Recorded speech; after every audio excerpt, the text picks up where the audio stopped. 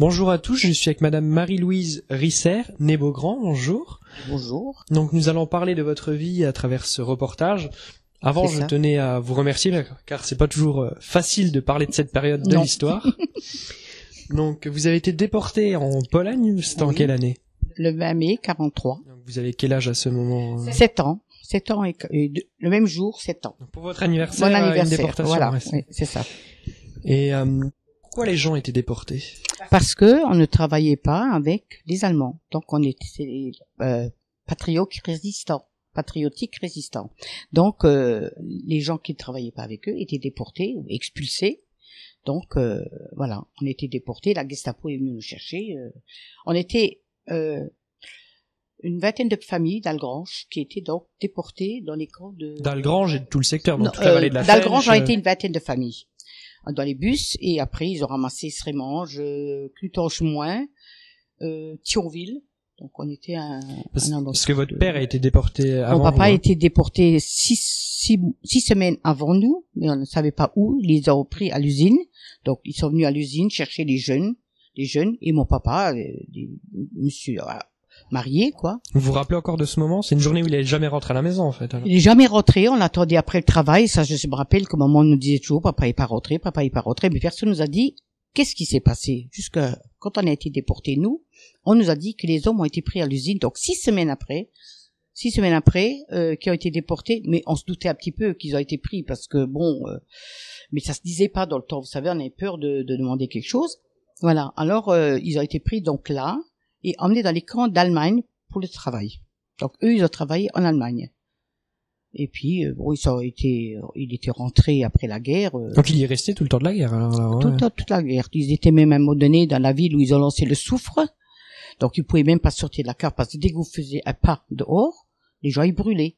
Donc lui, il se rappelle de ça. Il nous a raconté que énormément de gens sont morts comme ça, quoi. Et nous, on l'a su que longtemps après, quoi. Oui, très tard, oui. Ouais. Et vous vous rappelez du matin où la Gestapo est venue vous chercher? Oui, voilà. Alors, ils sont venus nous chercher, donc 8 jours avant le 20 mai, donc le 22, je crois. Et donc, ma maman était bien malade. Donc, le matin, ils ont frappé à la porte, avec leur galoche, là, ils sont venus, on les entendait venir. Et mon grand-père a ouvert la porte. Et quand il a ouvert la porte, il a vu 4 monsieur avec les chapeaux, les bottes, en disant, voilà, on veut voir Madame Marthe Beaugrand. Marthe Beaugrand. Ben, elle est couchée, elle a de la fièvre, elle était bien malade. Ah bon, et les enfants? Pour nous, ma sœur, donc, qui avait 5 ans, et moi qui avais 7 ans. Et donc, ils voulaient nous embarquer. Alors, mon grand-père a dit, plutôt vous me fusillez à moi, plutôt que de prendre les 2 enfants seuls avec. Alors, ils sont sortis sans parler entre eux. Et ils sont revenus quelques minutes ou quoi après, et ils ont dit voilà, on laisse un délai de 8 jours, ils partiront avec l'autre convoi. Donc, à un moment, pendant ce temps, elle était pas malade à ce point-là, mais mon grand-père ne faisait plus ce que c'était. Et donc, ils sont revenus 8 jours après, à même heure, à 5 heures du matin, donc, frappé à la porte et tout, et ils nous ont embarqués, ma maman et ma petite sœur et moi. Et ils nous ont emmenés jusqu'en bas à Algrange, en bas dans la ville, il y avait un bus qui nous embarquait là. Et là, ils nous ont emmenés donc ramasser les gens à Clutange, Hayange, Thionville. Et là, on partait dans la gare de Voipy. Voilà. Et là, ils nous mettaient dans des camions, dans des bus, dans des trains. D'abord, on était partagés. Et quand le train était plein, donc on est parti de là, on a voyagé 3 jours jusqu'à Katowice. Donc 3 jours complets. Le deuxième jour, on s'est arrêté dans la neige, avec la neige jusqu'aux genoux, marché à pied, et dans un bâtiment, il y a 2-3 kilomètres, et ma maman était sortie d'une grosse maladie, et donc on était dans un grand couvent, un grand bâtiment où il n'y avait pas de fenêtre et rien, on dormait sur des planches. Donc ça, c'était une journée complète. On n'avait pas à manger. Et quand on est rentré dans le train, il y avait un monsieur, la dame, elle avait accouché dans le train, il n'y en avait pas à boire et à manger, et venir le manger, Et donc de là, il y a un monsieur d'Ayange, qui était monsieur Falto, qui était déporté avec nous. Il a descendu avec un gobelet en alu, vous savez que, et il a parti tout le long du train, en dessous. Mais la Gestapo était sur le quai, et lui il longeait tout le long jusqu'à la loco pour prendre de l'eau pour nous donner à nous les enfants. On n'avait pas à boire, hein. Et de là, bon, quand il est revenu, donc chacun a bu un petit peu, c'est où les lèvres, et de là, il nous a emmenés dans les camps. Donc 3 jours, on a voyagé 3 jours jusqu'à... C'est un voyage assez difficile alors. Il y avait le froid aussi? Froid, et ben la neige, il y avait de la neige, hein, et on est arrivé à Katowice, donc le 3e jour. De là, on a été éparpillés dans les chambres, il y avait des chambres de 50, il y avait des jeunes gens, il y avait des chambres de 50, nous on était à 100, il y avait des lits de 3 étages.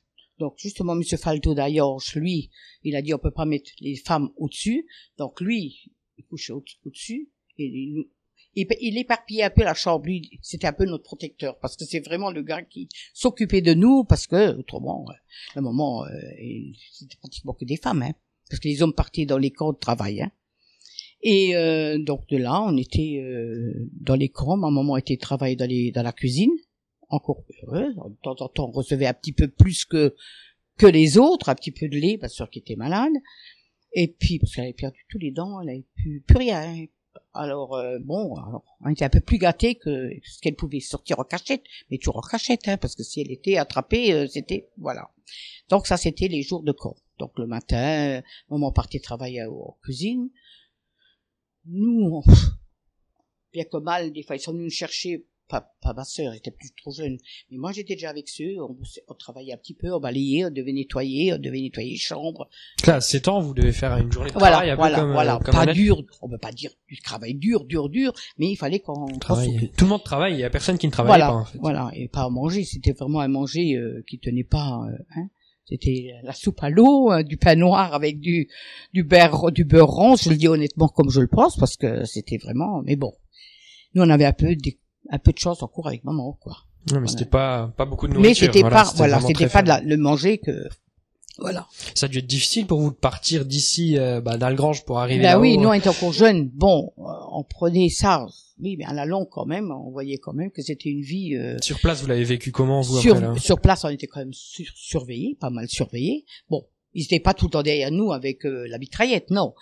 Leur camp à eux était hors de notre camp. De l'autre côté. La rue. Tout était grillagé, en fait. Voilà, grillagé, voilà. Mais il nous a bien prévenu que le premier qui essayait de partir serait fusillé. Alors, pour les douches, tout ça, on traversait la cour d'un bâtiment, vous avez vu dans le livre, d'un bâtiment à l'autre, on n'était pas habillés, on n'était pas, même en hiver, hein, on avait juste un petit truc sur nous. Oui, il fournissait rien, alors. Voilà. Et votre pire souvenir là-haut, c'est? Le pire,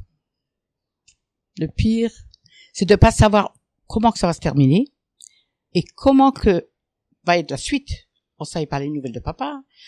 Comment que ça va être la suite? Parce qu'on entendait tellement de fusillades parce qu'il y avait des camps plus loin que nous, Strigau, tout ça, qui étaient beaucoup plus durs encore que nous. Alors, on avait un peu peur de ça. Bon, nous, les jeunes, c'était pas la même chose, hein. Mais, on avait quand même peur. On voyait quand même qu'on était gardés, jour et nuit, hein. Voilà. Et donc, encore par là, on a quand même resté 2 ans. Ma tante, qui était donc avec mon grand-père, qui vivait avec nous à la maison, qui était célibataire, qui travaillait avec les 2 prêtres, elle était là, elle a fait la demande, soi-disant, ma sœur malade, donc, et ça a passé. Elle est venue nous chercher un matin, on la voit venir, on savait rien du tout, hein, avec un Gestapo, avec un grand, je crois que je vois Colga devant moi, hein, avec un képi, tout. Et il nous emmène. Elle est partie 1 heure après, elle nous a pris, on est parti. Maman, ça y est, elle avait peur, hein. Comment qu'on va faire le chemin? Est-ce qu'on sera pas fusillé? On sera pas. Et on est, donc, parti 1 heure après. Elle est venue nous chercher, partie. Avec ce grand, Ça, c'était en quelle année, ça? C'était? En 44. En 44, hein, 3 ans. Et, oui, 44. 45, c'était fini, hein. 6 mois avant que ça terminé. Et nous aussi, on avait peur. Quitter la maman. Et à la maman, elle pleurait. On la voyait pleurer. Et puis, monsieur Faldo d'ailleurs, ils avaient tous peur. Pourquoi elle vient nous chercher? Donc, quand on a été dans ce train, ils nous arrachaient les bérets, ils nous arrachaient nos habits, ils nous arrachaient tout. Ils ont fermé les rideaux, qu'on voit rien, ou qu'ils nous amènent. Et pour plus laisser de traces quand on voit. Ah oui, voilà, tout, ils ont tout arraché. Parce que quand vous étiez au camp, vous avez un numéro, hein, qui vous avait attribué. Oui, on avait, ça, je vous ai pas dit ça. Dès qu'on arrivait au camp, avant que tout s'est passé, on a eu notre numéro. C'était attribué, vous étiez comment dans des files d'attente? Ils nous donnaient un numéro à chacun. Dès que vous chacun. rentrez, alors. Oui, voilà. Et puis, donc, on avait après les habits et partout. Et sur le lit, on avait notre numéro. on n'avait pas de drap et rien, hein, c'était comme ça et quand on est arrivé donc ici, je vous raconte maintenant ça, hein, je pense, j'arrête du coup. Et quand on est arrivé ici, bien que mal, on avait des Allemands, hein, qui habitaient, des familles allemandes, qui étaient déjà dans le temps, familles allemandes, hein, qui pas la Gestapo, hein, c'était des familles, bon maintenant ils existent, hein, qui étaient à droite, à gauche, nous, qui habitaient, il y en avait 4 dans la rue. Une famille qui était très bien avec nous, on était... C'était en Alsace d'abord, hein, le premier non. Donc d'abord vous êtes revenu à Algrange. On est revenu à Algrange, hein. Ils ont crié que si on restait là, on serait fusillés. Et ma tante a dit, j'ai eu le droit de les prendre. Ils veulent rien savoir, ils vont à la mairie, chez les gros caïds, là, en disant, voilà, s'ils restent là, ils seront fusillés. Donc, dans la nuit, là, le matin, 4 heures, on est parti à la gare à Algrange, on a pris le train, toujours en ayant peur qu'on nous fusille, hein, parce qu'on n'avait pas de papier. Et quand on est revenu, on n'avait pas vraiment des papiers, on était pris en clandestin, hein. Donc, on est parti en Alsace, ma sœur d'un côté, et moi de l'autre. D'un côté, il y avait les Allemands. Nous, je parle de mon côté à moi, hein. On était, d'un côté, il y avait les Allemands 100 mètres, et les Américains, disons 200 mètres. Ils tiraient d'un côté à l'autre, mais quand les Américains étaient blessés, on les tirait dans la cave chez nous. Et quand ça s'est terminé, les Américains, ils ont pris, quand les Allemands se sont retirés, il y a 2 mois après, les Américains, ils ont pris mes 2 cousines avec, pour qu'ils soient en sécurité. Parce qu'ils les auraient fusillés. Donc là, je suis restée jusqu'à on a pu rentrer à Algrange, donc en 45. C'est là, ça a dû être dur cette période-là quand vous étiez en ben Alsace, oui, parce que moi j'avais pas ma maman avec moi, on n'avait pas ma maman. Elle, ma sœur était d'un côté, moi j'étais de l'autre côté dans la famille qui nous ont pris quoi. D'ailleurs, on était encore pas longtemps et c'était dur parce qu'on savait pas si la maman revenait. Est-ce qu'elle peut partir des camps? Est-ce qu'elle sera fusillée? Papa, on savait rien. Alors et on est revenu en 45, on est revenu à Algrange. Mais toujours encore dans la peur, parce qu'il y en a toujours qui restaient encore assez... Et là-haut, en Alsace, vous avez vu des choses atroces, oh là là, atroces. Alors là, ils tiraient d'un côté à l'autre. Je vous dis, les Américains étaient d'un côté sur le foin, caché, et les Allemands, c'est dans une forêt forestière, et à droite, il y avait les Allemands qui tiraient. Alors, on voyait ça tout le temps. Et quand notre oncle là-bas a vu un blessé, ben, il est parti en cachette près de la grange ou derrière la grange, et il l'a tiré dans la cave. Et c'est pour ça nous, on vivait plus à la peur que notre sœur, quoi. Il y avait des coins. Une fois que vous êtes revenu sur Algrange, vos parents vous ont rejoint? Non, longtemps après, donc maman elle est venue, mais toujours eux là-bas, ils sont partis, quand ils ont été libérés, vraiment libérés, ils avaient peur. Parce que eux, ils savaient pas que les Américains ont rapproché, donc ils savaient pas, est-ce que c'est, maintenant je dis ça une blague, de peur que s'ils partent, qu'ils seraient fusillés en route. Donc il y en a beaucoup qui ont attendu dans le camp, jusque tout est libéré. Et de là, ils sont partis à pied jusque Katowice, pour le train. Donc c'était toute une rue, hein. Ils étaient à combien? On était dans le corps peut-être 400, hein. Donc ils partaient vers le train et ils sont arrivés à Thionville donc en 45, hein, pour la libération. Et donc là ils ont eu leur carte de libération. Donc nous on n'a pas été avec. Parce que, oui, comme vous avez fait un autre parcours. Voilà. Et le chemin que vous avez parcouru avec vos grands-parents, là, avec ma tante, oui. Avec votre tante, il a duré combien de temps alors? 1 jour et demi. 1 jour et demi. Avant, on avait fait 3, mais bon, mais là, il y avait 1 jour et demi parce que ça arrêtait, il y avait des contrôles, il y avait, la Gestapo, elle rentrait avec les mitraillettes, hein, mais après, on était tranquille. Et à votre retour, donc, sur Algrange, les gens, ils réagissaient comment? Vous en avez parlé de ça? C'était... Ils nous ont dit, hein, si on partait pas, qu'ils seraient fusillés. Non, mais à votre retour, une fois que la guerre était terminée. Ah, en 45, quand on est revenu, non, là, c'était quand même plus calme. C'était toujours encore la haine, quand même, hein. Il y a quand même des gens la haine, vraiment la haine. Vous savez, c'est vraiment, ils vous regardez, même vous traiter, vous savez, c'était vraiment. Mais bon, ils ont pu rien oser faire parce que c'était quand même. Hein, mais il y a certaines familles que c'était vraiment de la haine. Hein. Vous vous sentez mis à l'écart par moment oui, parce qu'à un bon moment, on avait même peur d'aller aux courses ou sortir parce qu'on savait pas comment on a été prise. Hein. Ouais. C'était une vie, on avait un peu peur, quoi. Parce qu'on savait pas comment qu'ils nous prenaient, hein. Et rien que dans notre quartier à nous, il y en avait Il y a 5, 6, des familles allemandes. Travaillait donc avec la Gestapo. Et votre père est revenu donc papa, il est revenu, lui, quand il est revenu, il avait 26 kilos. 26 kilos. Il était malade. Oui, mais bon, de lui, on n'a pas beaucoup parlé, parce qu'il pouvait pas beaucoup parler. Il était vraiment, voilà. 26 kilos. Papa, lui, 26 kilos. Ouais. Et vous avez eu également 2 oncles? Alors, donc, j'avais 2 oncles qui étaient prêtres, donc un en Corrèze et un à Anjulé, Bergans. Donc, un de Toul, la Corrèze. On raconte maintenant des 99 pendus de Tulle. Le 100e, c'était mon oncle. Donc, quand il était pendu à Tulle, il y a les cœurs vaillants ou les scouts sont passés, mais ils ont dit, c'est notre prêtre qui est là-haut. C'est notre prêtre. Mais ils ne sont pas gênés. Ils ont été dans les bureaux du grand Urpeleiter, le grand allemand. Mais il dit, mais qu'est-ce que, il a rien fait et tout. Alors, toi a été contrôlé, toi a été vu et en pleine chaleur, Et donc, ils l'ont descendu. Ils l'ont descendu avec sa soutane. Avec sa soutane, ils l'ont descendu et il a dû rester en bas et regarder les 99, c'est pour ça qu'on dit 99 pendus de Tulle. Le 100e, c'était mon oncle. Il n'a plus jamais pu rester sans béret, ni le collier blanc. Il n'a plus jamais pu rester. Il croyait avoir la courte au cou, quoi. Donc ça, c'était l'oncle de Tulle.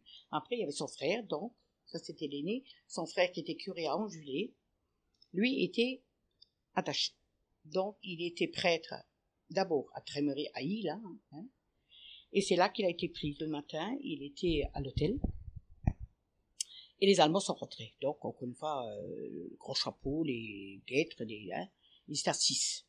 Et ils sont allés près de l'hôtel, devant les gens, parce qu'il y avait un enterrement il n'y a pas longtemps, ils en ont parlé de ça, de mon oncle. Et ils ont dit, voilà, ou vous dites la messe en allemand, ou on vous embarque. Et il leur a répondu qu'il est prêtre, il a appris le latin, il ne parlera pas l'allemand. Donc, devant les gens, ils l'ont pris, ils l'ont menotté et ils l'ont emmené dans les camps. Donc, là, son trajet, je ne sais pas. Nous, on ne sait pas quel trajet qu'il a fait. On sait seulement qu'il a été pris à l'église et pris dans les trains et parti dans les camps de Dachau. Il a été donc à Dachau. Et là, pareil, ma tante qui est venue nous chercher en Pologne, elle a eu une autorisation tous les 3 mois d'aller jusqu'à Dachau. Pour le voir, ouais. Non. Il lui a amené un paquet. Mais le paquet-là, il était contrôlé, il était consommé. Elle lui mettait surtout du sucre. Le reste ne passait pas. Donc elle mettait, ça on s'en rappelle, 2 paquets d'1 kilo de sucre. Et ce kilo de sucre, mon oncle, en 10 ans, il le partageait un morceau, il coupait en 2, et à chaque prisonnier, c'est pour ça que je vous raconte après du four, chaque prisonnier, il donnait tous les jours un morceau de sucre. Il y avait des non-pratiquants. Il y a un non-pratiquant qui est venu le voir après, qui a voulu baptiser, tellement qu'il était sauvé, quoi. Et mon oncle donnait donc ce moitié de sucre-là, tous les jours, jusqu'il n'en avait plus, à ces gens-là.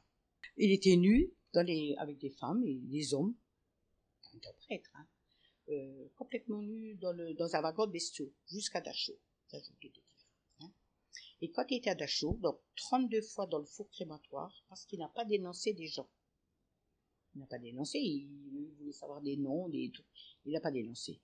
Et il a toujours dit, ce morceau de sucre que je vous donne doit vous tenir jusqu'au bout. Et croyez-moi-le, quand tout était fini, il a eu des gens qui sont venus le voir, parce qu'après il était prêtre à Anjulé et à près de Sarrebourg. Des gens encore qui venaient le voir, qui ont survécu, et des gens qui n'étaient pas pratiquants, qui sont venus le voir, remercier énormément. Puis il a réussi à s'en sortir donc de ce camp, parce qu'il a tenu quand même après. Oui. Ah oui, quand ils étaient libérés les Dachau, c'était aussi la même chose. Les Allemands ont dû partir. Donc quand ils étaient libérés, lui il est venu avec 27 kilos à la maison. Il est rentré, son chien qu'il connaissait, donc il est venu à Algrange, chez mon grand-père, là où nous on était pris, donc il est venu là. Quand nous on est rentrés, on l'a vu assis, on croyait à gamin. Son chien était à côté de lui, il le lâchait plus, tellement qu'il le sentait affaibli et tout, 27 kilos. Un os, comme vous les voyez dans l'écran, là. Voilà. Et avec le recul, qu'est-ce que vous retenez de la folie des gens? C'est bête, moi j'ai dit maintenant, je sais pas comment vous dire ça, mais bon, si ça reviendrait, je crois que ça serait plus la même chose, quoi. Là, vous aurez un message pour les nouvelles générations? Oui, c'est ce que j'ai dit à Haute-Orange, de surtout profiter de la vie et surtout faire attention que ça vienne plus si loin. Je vous remercie pour cette interview. Rien.